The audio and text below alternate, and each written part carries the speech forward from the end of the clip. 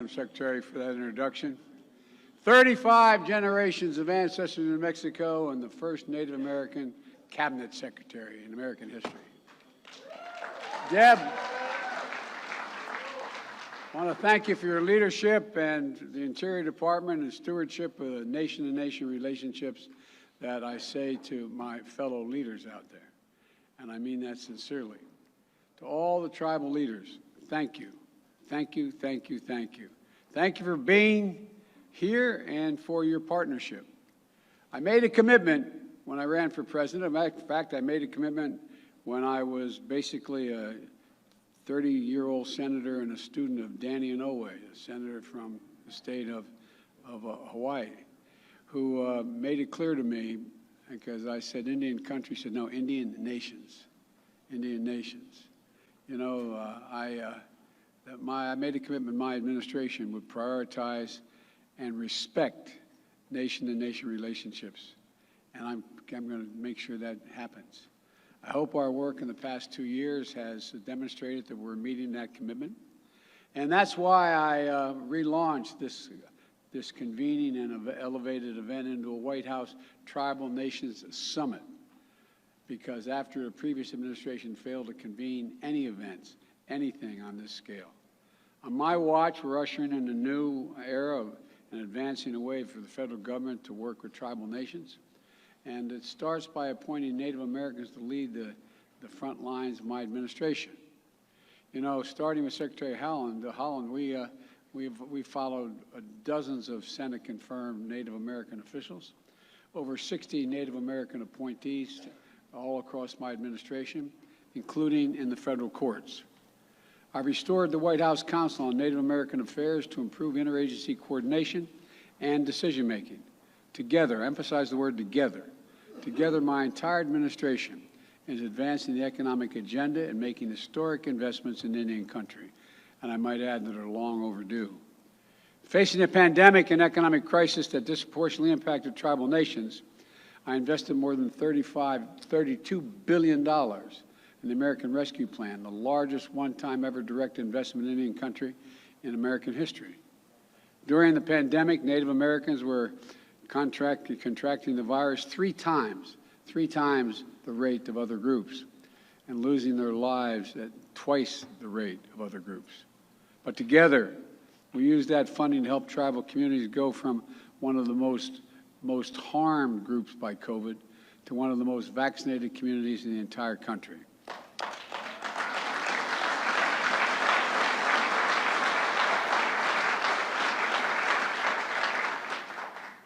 And to all my fellow leaders, you use that funding to address other critical needs as well, such as housing, food assistance, support for tribal economies, and for schools and language.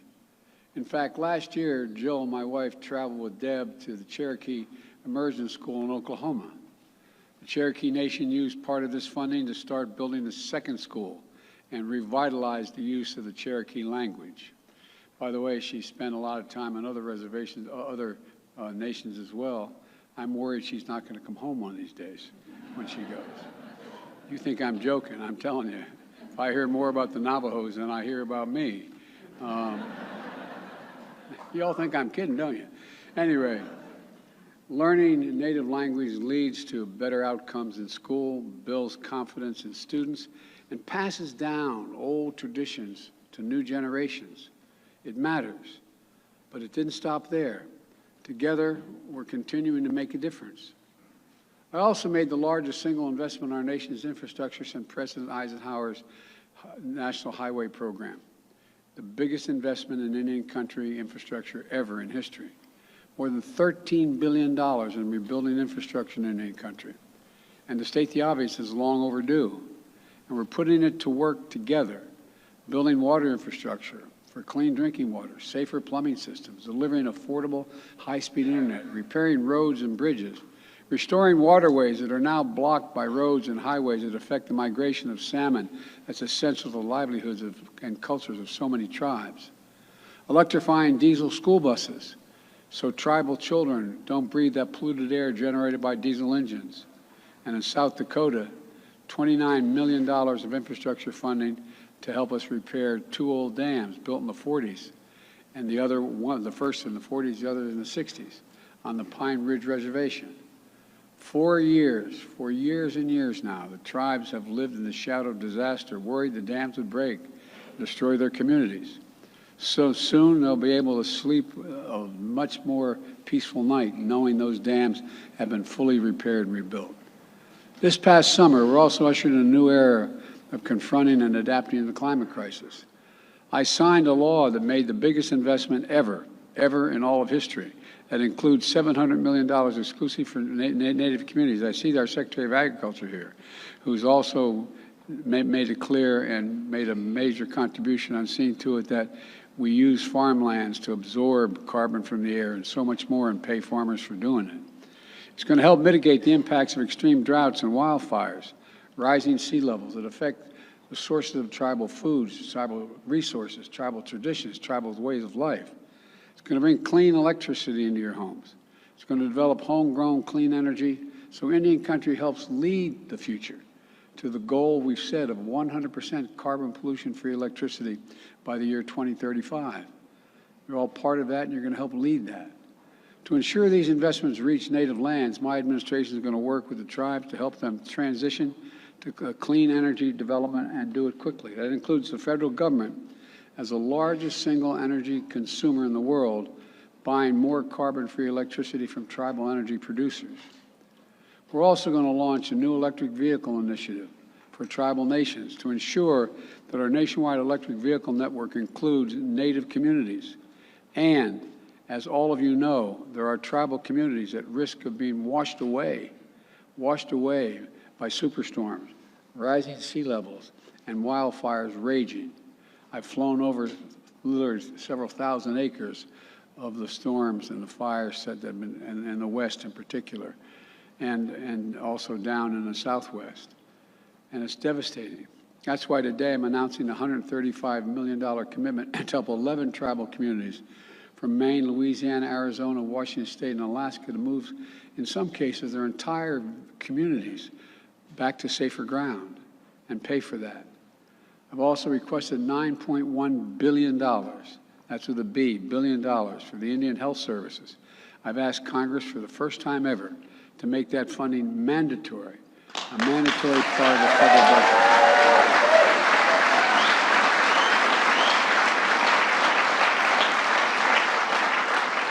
That means the funding will always be there, and it insulates Indian Health Services from budget uncertainties to make it harder to deliver the care Indian country needs and deserves. Thank you. We got to get it done. I need your help in getting it done. And here's another thing that's very important to me. In last year's summit, I signed an executive order to improve public safety and the criminal justice for Native Americans and to respond more effectively to the epidemic of missing and murdered Indigenous people. Since then, the United States Department of Justice and Interior have created a lead new federal agency enforcement strategy that takes the special circumstances of these crimes into account. This is a priority to me and to the Justice Department. And so it's using the Violence Against Women Act, which I wrote myself 30 years ago, as my sister would kid and say, with my own paw. I sat down and wrote that because I feel so strongly about it, to end the scourge of violence against women everywhere. This year, I was proud to sign a reauthorization of this law that includes historic provisions that strengthen tribal sovereignty and safety. And today,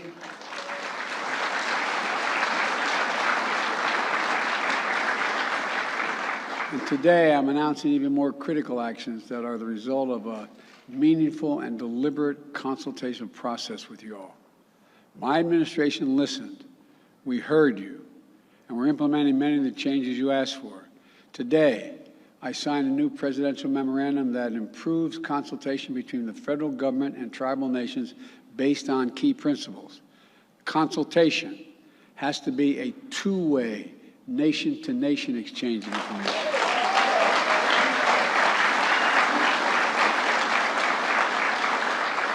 Federal agencies should strive to reach consensus among the tribes. and there should be adequate time for ample communications. Federal agencies prepare a public record for what's transpired during those consultations, and tribal nations should know how their contributions influence the decision-making. And this is a new presidential memorandum requires all relevant federal agencies to get annual training on tribal consultation process. Let me say that again. All federal agencies. And so, folks, it's a whole changed approach. My administration also continues using all the available authorities, including the Antiquities Act, to protect sacred tribal lands. Deb was with me. Deb was with me last year at the White House when I restored national monuments at Bears Ears and the Grand Staircase Escalade in Utah, the National Canyons and Seamonts in New England. And last month, I traveled to Colorado to declare Camp Hale National Continental Divide, the first new national monument in my presidency using the Antiquities Act. Millions of acres. And look, and there's so much more. There's so much more that we're going to do to protect the treasured tribal lands. When it comes to Spirit Mountain and the surrounding ridges and canyons in southern Nevada, I'm committed to protecting this sacred place that is central to the creation story of so many tribes that are here today. All right.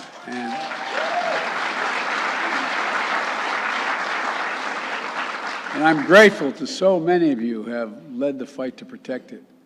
I especially want to thank Nevada's congressional delegation.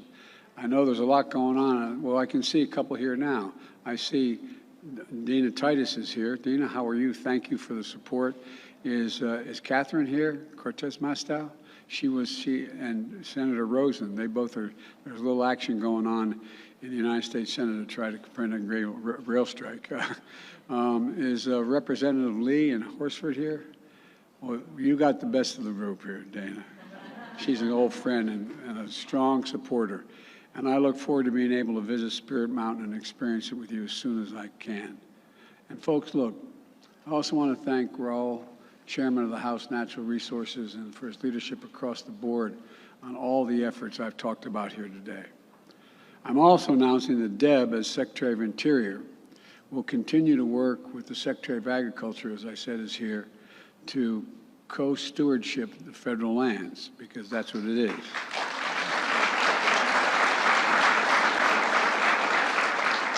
We've already signed over 20 new agreements with tribes this year, giving them a greater role in the stewardship of federal lands that are important to their cultures. And it's not stopping there. We have 60 additional co-stewardship agreements currently under review, and I'm announcing today that the Secretary of Commerce is going to formally join these efforts as well. So let me close with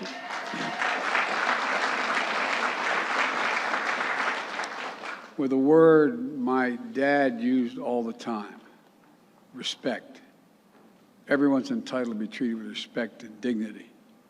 The dignity that comes from just being who we are. This is especially true for tribal nations, to whom the United States owes a solemn trust and treaty obligations that we haven't always lived up to. When I talk about respect, here's what I mean by respect. Respect for tribes as nations and treaties as law. Respect for, beg your pardon? I thought you said no. I was getting a little worried. I thought somebody said no.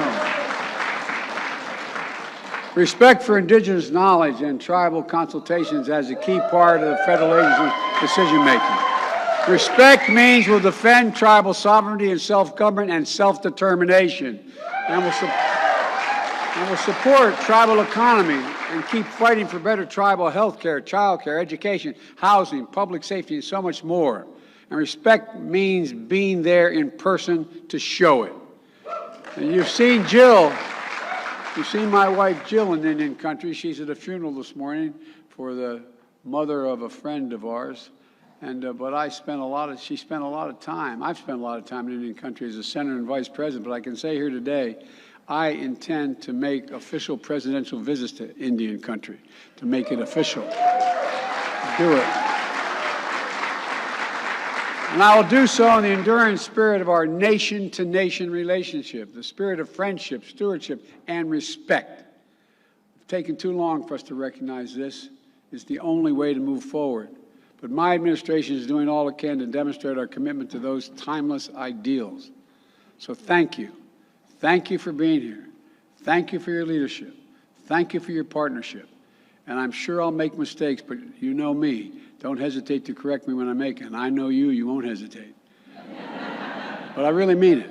I really mean it. Well, I tell you what, no one's ever done as much as president as this administration is doing, period. I am committed. And as my grandfather Finnegan would say, that's the Irish of it. Thank you all very much. I don't know about that.